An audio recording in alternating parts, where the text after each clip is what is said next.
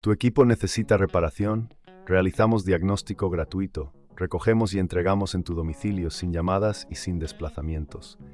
Te enviamos el presupuesto antes de reparar y solo seguimos adelante si tú lo apruebas. Kelatos Informática, calle Joaquín María López 26, Madrid. Cómodo, transparente y profesional. Enlace en la descripción. Bienvenidos a este tutorial donde aprenderemos a realizar el cambio de filtro y gatillo en la aspiradora Dyson SV14. Para comenzar, asegúrate de tener a mano las herramientas necesarias. Un destornillador Phillips, un destornillador plano y un paño de microfibra para la limpieza. También es recomendable tener un recipiente para los tornillos y piezas pequeñas. Primero, desconecta la aspiradora de la corriente. Esto es crucial para evitar cualquier accidente. A continuación, localiza el filtro en la parte superior del cuerpo de la aspiradora. Para retirarlo, simplemente gíralo en sentido contrario a las agujas del reloj. Si encuentras resistencia, asegúrate de que no haya obstrucciones. Una vez que hayas retirado el filtro, es el momento de limpiarlo. Utiliza agua tibia y un poco de jabón suave. Evita el uso de detergentes agresivos que puedan dañar el material. Limpia el filtro con cuidado, asegurándote de eliminar cualquier residuo acumulado. Deja secar completamente antes de volver a instalarlo. Recuerda que un filtro limpio no solo mejora el rendimiento de tu Dyson, sino que también prolonga su vida útil.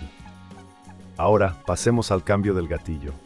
Para esto, necesitarás el destornillador Phillips. Localiza los tornillos que sujetan el gatillo en su lugar. Generalmente, hay dos tornillos en la parte inferior del gatillo.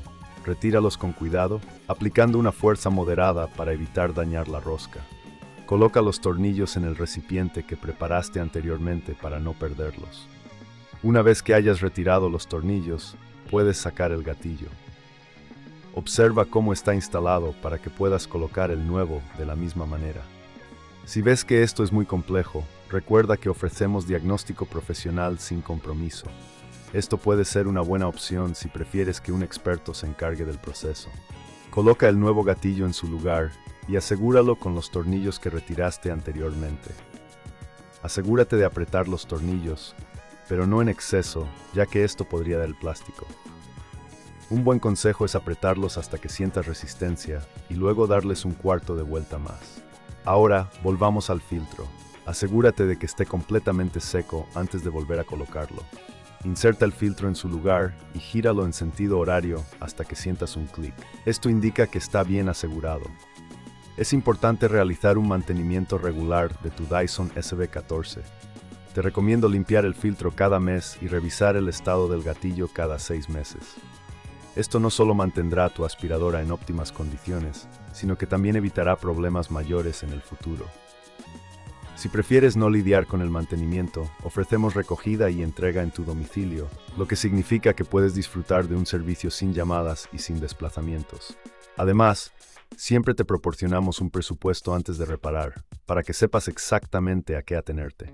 Finalmente, asegúrate de guardar todas las herramientas y piezas que no hayas utilizado.